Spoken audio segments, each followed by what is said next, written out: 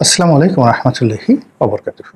সম্মানিত দর্শক, বর্তমান সরকারের সঙ্গে বিএনপির যে সম্পর্ক, এই সম্পর্কটা আমরা সবাই জানি এটা একটা অহিনকুল সম্পর্ক এবং দা কুমড়ার সম্পর্ক। বিএনপি এটা মুখ ফুটে কিছু বলছে না, আবার সরকারও কিন্তু মুখ ফুটে সামান্য হালকার মধ্যে কিছু বলেছে।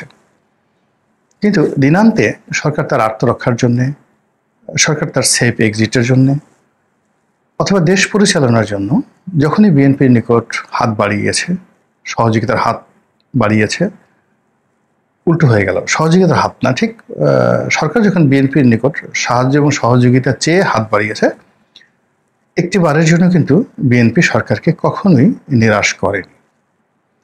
কিন্তু তারপরেও বিএনপিকে নিয়ে সরকারের যে ভয় এবং আতঙ্ক চরমে। বিএনপিকে ধ্বংস করার জন্য, বিএনপির ইমেজ নষ্ট করার জন্য, বিএনপির মধ্যে আতঙ্ক ছড়ানোর জন্য সরকার এবং সরকারের যে সকল মেশিনারিজ রয়েছে, যেগুলো মূলত রাষ্ট্রের মেশিনারি, নানা গোয়েন্দা সংস্থার তৎপরতা এবং বিএনপি নেতাদের চরিত্র হননের জন্য নানা রকম কূটচাল, সেটা বিভিন্ন গোয়েন্দা সংস্থার সঙ্গে বৈঠক করে তাদের কল রেকর্ড করা, বিভিন্ন বিএনপি নেতাদের, বড় বড় বিএনপি নেতাদেরকে হানি ট্র্যাপে ফেলে দিয়ে এই তাদের যে দুর্বল মুহূর্তগুলো, সেই দুর্বল মুহূর্তগুলো যারা সরকারের কর্তা ব্যক্তি রয়েছেন তাদের কাছে সেই দুর্বল মুহূর্তগুলো যে যাকে বলা হয় ম্যাগনা কার্টা হিসেবে সেগুলোকে ব্যবহার করার জন্য এবং বিএনপিকে অপদস্থ করার জন্য তারা যে সকল কর্মকাণ্ড করে যাচ্ছে, এগুলো সেই প্রাচীন পদ্ধতি। অতিরিক্ত নানা রকম অশান্তির সৃষ্টি করে, ভয় সৃষ্টি করে, আতঙ্ক সৃষ্টি করে বিএনপিতে আগামীতে ক্ষমতায় আসবে সেই ইচ্ছে এবং আশা আকাঙ্ক্ষাকে সম্পূর্ণ ধূলিসাৎ করার জন্য যা যা করা দরকার অতীতের মধ্যে করা হচ্ছে। পার্থক্য হলো, অতীতে শেখ হাসিনা এবং তার যারা কর্তা ব্যক্তি রয়েছেন তারা যা কুকর্ম করতেন তার 100 গুণ বকতেন। এটা করব, ওটা করব, মেরে ফেলবো, খেয়ে ফেলবো, তারপর তোকে ধরে আনবো, তোকে বিদেশে পাঠিয়ে দেবো, তোকে জেলে পাঠাবো, আজ মামলা কাল মামলা, ওখানে বোমা, এখানে বন্দুক, ওখানে লাঠিচার্জ, ওখানে রামদা, এই সমস্ত কিছু করে তারা মূলত বিএনপির বিরুদ্ধে বা তাদের রাজনৈতিক প্রতিপক্ষ জামাতের বিরুদ্ধে যে সকল অপকর্ম করেছে তার চেয়ে 100 গুণ তারা বেশি বকেছে। ফলে তাদের কুকর্মগুলো আমাদের নজরে আসতে বেশি। আর এখন দেখা গেল যে সরকার যদি 100টা কুকর্ম করে তাহলে বকাঝকা করছে বা মুখে জানান দিচ্ছে এরকম একটাও না, নীরবে নিভৃতে। এই জন্য অনেকেই বলার চেষ্টা করছেন যে এই সরকার একটা বোবা সরকার, চুপচাপ থাকে, তারা বিপদে না পড়লে কথা বলে না এবং নেহায়েত দায় না ঠেকলে কারো দিকে ফিরে তারা তাকায় না। এবং এই যে বোবার কোনো শত্রু নেই, নীরবে নিভৃতে কাজ করার চাইতে আর লাভজনক কোনো কিছু নেই, এই তথ্যটি বর্তমান যে তত্ত্বাবধায়ক সরকার নয়, অন্তর্বর্তীকালীন সরকার ডক্টর মোহাম্মদ ইউনূস, তিনি এবং তার যারা সঙ্গী সাথী তারা করে যাচ্ছেন। কিন্তু তা সত্ত্বেও আওয়ামী লীগের যে চরিত্র, সেই কাজের চেয়ে কর্ম বেশি, কাজের চেয়ে নড়াচড়া বেশি, তারপরে শেষে হম্বিতম্বি বেশি। তো এই জিনিসগুলো মাঝে মধ্যে অনেকে করে ফেলেন। তাদেরকেও যারা এই ফেসবুক কেন্দ্রিক বেশি কাজকর্ম করেন, অর্থাৎ এই সরকারের মধ্যে যে সকল কর্মকর্তা কর্মচারী মিডিয়া বান্ধব বা মিডিয়া পছন্দ করেন কিংবা সোশ্যাল মিডিয়াতে যারা খুব ঘন ঘন উপস্থিত হন, তো তারা যখনই মুখ খুলেন, কথা বলেন, তখন একটা না একটা সমস্যার সৃষ্টি করে, একেবারে শেখ হাসিনার মতো বা আওয়ামী লীগের মতো। এখানে মাহফুজ বলেন, নাহিদ বলেন, সার্জিস বলেন, যারাই বা প্রধান উপদেষ্টা তসর সচিব বলেন, যারা এই Facebook related, social media related বা গণমাধ্যম রিলেটেড কোনো কথা বলেন, কোনো কর্ম করেন বা গণমাধ্যমের দৃষ্টি আকর্ষণের চেষ্টা করেন এবং মুখ খোলার চেষ্টা করেন, তখনই একটা না একটা আপদ বিপদে জড়িয়ে পড়েন। এবং তাদের এই আপদ বিপদের কারণে কি হচ্ছে, সরকারও বিব্রত হচ্ছে এবং ইউনূস সাহেবের যে ম্যাট্রিকুলার যে ডিজাইনগুলো, সেই ডিজাইনগুলো মাঝে মধ্যে প্রকাশিত হয়ে যাচ্ছে। আর প্রকাশ হওয়ার কারণে, গোপনীয়তা না থাকার কারণে দেখা যাচ্ছে তিনি তার সেই যে পরিকল্পনা, সেই পরিকল্পনা থেকে পিছু হটতে বাধ্য হন। তো সেই দিক থেকে যেটা বললাম যে বিএনপি সম্পর্কে তাদের যে চিন্তা এবং চেতনা, তারা মুখ ফসকে প্রায় বলে ফেলেন মূলত বিএনপিকে অপদস্থ করার জন্য। কিন্তু কালের বিবর্তনে যেটি হয়, তারা যে কথাগুলো বলেন সেই কথাগুলো আবার তাদের বিরুদ্ধেই বুমেরাং হয়ে যায়। আপনারা এর আগে একবার দেখেছেন যে কে যেন এনসিপির হতে পারে বা সরকারের কর্তা ব্যক্তি হতে পারে, একবার বলেছিল যে বর্তমান যে সংকট, আমাদের দেশের যে সংকট, এই সংকটের মূলে রয়েছে মূলত বিএনপি। এর কারণ হলো আমরা দীর্ঘমেয়াদে একটি জাতীয় ঐক্যমত্য করে আমরা একটা যাকে বলা হয় জাতীয় সরকার গঠনের চেষ্টা চালিয়েছিলাম, এবং সেই সরকারে বিএনপি রাজি হয়নি, এবং এই কারণে আজকের এই সমস্যা। যদি জাতীয় সরকার থাকতো আমরা তো চোখ বুজে 2 বছর 3 বছর 5 বছর ক্ষমতায় থাকতে পারতাম। যদি 60টি মন্ত্রীর পদ হতো, বিএনপিকে 30টা দেওয়া হতো, বাকি 30টি হয়তো আমরা ভাগ করে নিতাম, অথবা বিএনপিকে 10টি বা 15টি দেওয়া হতো, তাহলে তো আজকের এই সমস্যা হতো না। যদি আমরা নুরুল হক নুরুকে শিক্ষামন্ত্রী বানাতাম, জুনায়েদ সাকিকে যদি শিল্পমন্ত্রী বানাতাম বা বাণিজ্য মন্ত্রী বানাতাম, যদি আমরা সেই মুজিবুর রহমান মঞ্জু এবি পার্টি রয়েছেন তাকে ধর্মমন্ত্রী বানাতাম, জামাতের 4-5 জন লোককে আমরা সেই বাণিজ্য মন্ত্রী, শিল্পমন্ত্রী, স্বাস্থ্যমন্ত্রী এগুলো বানাতাম, তারপরে আরও অন্য যে সকল জাতীয় পার্টি রয়েছে, যেটা মুস্তাফা জামাল হায়দার, তাকে যদি একটা মন্ত্রিত্ব দিতাম, এইভাবে যারা ওই ঐক্যমতের বৈঠকে যান এবং বিভিন্ন রকম ক্যাওয়াস হাউকাও এই জিনিসগুলো তৈরি করেন, তাদেরকে যদি এইভাবে গুনে 30টি মন্ত্রণালয় দেওয়া হতো, তাহলে তো এই সমস্যা সৃষ্টি হতো না। আবার বিএনপি যে সমস্ত লোকজন আছেন, ধরুন মির্জা আব্বাস, মির্জা ফখরুল, ডক্টর মঈন খান, তারপরে সালাউদ্দিন সাহেব, এরকম ধরেন 15 জন 20 জন যারা আছেন, বিএনপির তো আসলে এরকম মন্ত্রী হওয়ার মতো 20 থেকে 25 জন এই মুহূর্তে নড়াচড়া করছেন না। তো এরকম 20-25 জন লোককে যদি মন্ত্রী দেওয়া হতো, তাহলে তো আসলে কোনো কিছু সমস্যা হতো না।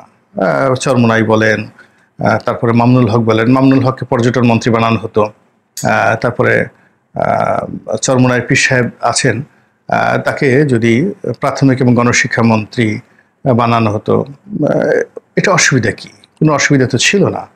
তো এইভাবে যদি মিলে তাল করে একটা কাজকর্ম করা হতো, তাহলে তো আমাদের এই সমস্যাগুলো হতো না। একটা সুন্দর কথা, এবং এই কথায় জনগণ উদ্বেলিত হবে। কিন্তু এই বক্তব্য কে যেন দিয়েছিলেন এই ঘটনার পরে কয়েক মাস চলে গেছে। এই কয়েক মাসে সরকারের যে মুখোশ উন্মোচিত হয়েছে, সরকারের যারা কর্তা ব্যক্তি উপদেষ্টা মণ্ডলীতে রয়েছেন, তাদের যে মুখোশ উন্মোচিত হয়েছে, এতে করে যে ঘটনা হলো, বিএনপি যে জাতীয় সরকারে যোগদান করেনি, এটা আমার কাছে মনে হয়েছে একটা স্মার্ট ডিসিশন। কিন্তু যখন এই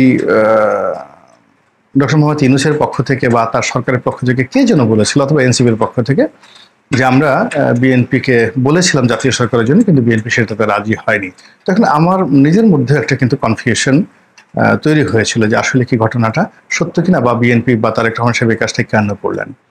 কিন্তু এখন যেটা মনে হচ্ছে যে বিএনপি যদি এই কাজটি করতো, তাহলে এই সময়টিতে যা কিছু হচ্ছে সরকার তার সকল দায় দায়িত্ব বিএনপির কাঁধে চাপিয়ে তারা নিশ্চিন্তে নাকে তেল দিয়ে ঘুমাতে পারত, এবং বিএনপিকে ফাঁসির মঞ্চে উঠিয়ে দিয়ে তারা বাংলাদেশ থেকে নিরাপদে নিশ্চিন্তে তারা চলে যেতে পারত।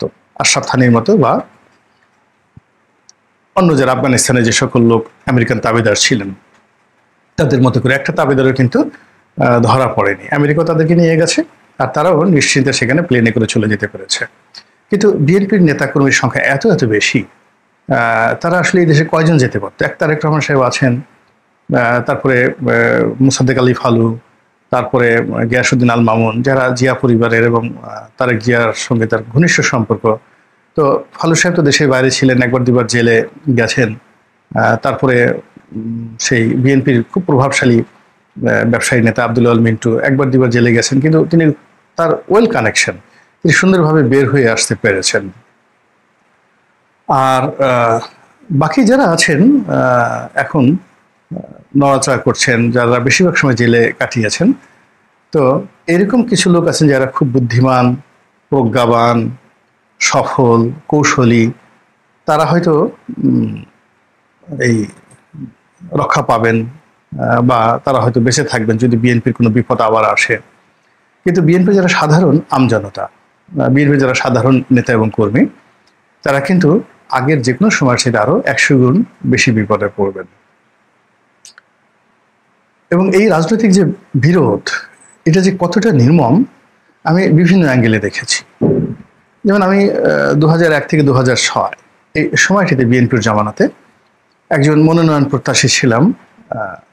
সেই মনোনয়ন প্রত্যাশী হিসেবে বিএনপির যে যন্ত্রণা, হাওয়া ভবনের যে যন্ত্রণা একজন ব্যবসায়ী হিসেবে, তারপর তাদের যে রাজনীতির প্রতিপক্ষের উপর তাদের যে দমন পীড়ন 2001 থেকে 6 পর্যন্ত, আমি এটা ভুলতে পারবো না। I cannot forget. আবার আওয়ামী লীগের এমপি হিসেবে 2009 থেকে 14 পর্যন্ত, যেহেতু তখন আমার ক্ষমতা ছিল, ফলে ওই সময়টাতে আমার উপর যে আঘাতগুলো এসেছে ওইগুলো আসলে গায়ে লাগেনি।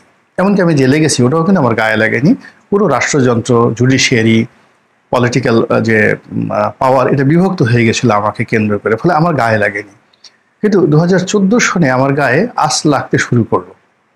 আওয়ামী লীগে ছিলাম 2014 থেকে 18, কিন্তু নীরবে নিভৃতি থেকে শুধু সত্য কথা বলা যাওয়ার চেষ্টা করেছি, লেখালেখি করার চেষ্টা করেছি। ফলে রাজনীতির প্রতিহিংসা না হলেও চাপ, তাপ এবং উত্তাপ আমার উপর ছিল। কিন্তু যখন আমি বিএনপিতে আসলাম, তখন আমি এতটা টার্গেটে ছিলাম যে কোথাও যদি আমাকে পাঠানো হতো বিএনপির, একেবারে ডাইরেক্ট শুট করে দেওয়া হতো। বিএনপির অনেকগুলো প্রোগ্রাম, বরিশালে প্রোগ্রাম হয়েছে, পটুয়াখালীতে প্রোগ্রাম হয়েছে, তো সেখানে আমি যাইনি বিকজ আমি জানতাম যে ওখানে যারা যারা গেছেন তাদেরকে টার্গেট করা হবে না। আমাকে দেখলেই পটুয়াখালীর যারা আওয়ামী লীগের লোকজন, ছাত্রলীগের লোকজন, যুবলীগের লোকজন, বরিশালের লোকজন, কিংবা আমার যে ইমেজগুলো আছে সেই ইমেজ দিয়ে যদি আমি বিএনপির যে কোনো প্রোগ্রামে সারা বাংলাদেশে যেতাম, বিএনপি নেতা কর্মীদের মধ্যে ওই সময়টাতে দারুণ একটা, যাকে বলা হয়, জাগরণ হতো। কিন্তু আমি বা আমার সঙ্গে যারা থাকতেন তাদের আরো অনেক হাজার হাজার মামলায় আসামি হতে হতো। তো এই জিনিসগুলো যেহেতু আমার অভিজ্ঞতার কারণে আমি কি করলাম, যে আওয়ামী লীগ যেই জায়গাটা করতে পারে, যে জিনিসগুলো করতে পারে, সেখানে আমি যাব না, বরং আমি আওয়ামী লীগ যেটা করতে পারে না, আওয়ামী লীগ একটা বিকল্প চিন্তা করতে পারে না, সুন্দরভাবে লিখতে পারে না, তাদের দোষ ত্রুটি ঢাকার জন্য তারা একটা ন্যারেটিভ তৈরি করতে পারে না। তো ওই জায়গাগুলোতে আমি সেই 2019 থেকে একেবারে আজকের দিন পর্যন্ত যেভাবে কাজ করে যাচ্ছি, ওই কাজের ফলে কি হলো, আওয়ামী লীগের শীর্ষ মহল যতটুকু পেরেছে আমাকে শারীরিকভাবে আঘাত করতে পারেনি, ওভাবে মামলা মোকদ্দমা দিতে পারেনি, কিন্তু আমাকে শেষ করে দেওয়ার জন্য যা যা করার সবকিছু করেছে। আমার বাড়ি ভেঙে দিয়েছে, গাড়ি ভেঙে দিয়েছে, মিল কলকারখানা, ব্যবসা বাণিজ্য তছনছ হয়ে গেছে। তো এইরকম বিএনপির যারা আমার মতো হাজার হাজার নেতাকর্মী রয়েছেন, যাকে যেভাবে পেরেছে প্রতিপক্ষ মামলা দিয়েছে, মার দিয়েছে, বাড়িঘর পুড়িয়েছে, যার যার মতো ক্ষতিগ্রস্ত হয়নি এমন কম লোক রয়েছেন। কিন্তু যারা বিদেশে গেছে, নিরাপদে থেকেছেন, এমনকি যারা জেলে গিয়ে জেল থেকে বের হননি, যারা দুবাই ছিলেন, ব্যাংকক ছিলেন, সিঙ্গাপুর ছিলেন, যারা এখন সুন্দরভাবে চলে এসেছেন, মূলত আসলে তারা একটা সেফ জোনে থেকে যে কাজগুলো করেছেন, আর আমরা যারা বাংলাদেশে একেবারে রাক্ষস খক্ষসের মুখের মধ্যে থেকে যে কথাগুলো বলেছি, এটা এত সহজ বিষয় ছিল না।